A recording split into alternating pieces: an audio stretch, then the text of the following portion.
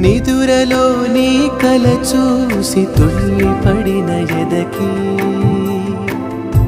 ఏ క్షణం ఎదురవుతావో జోల పాటవై ఆకలని అడగక ముందే నోటి ముద్దు నువ్వై ఏ కథలు వినిపిస్తావో జాబిలమ్మ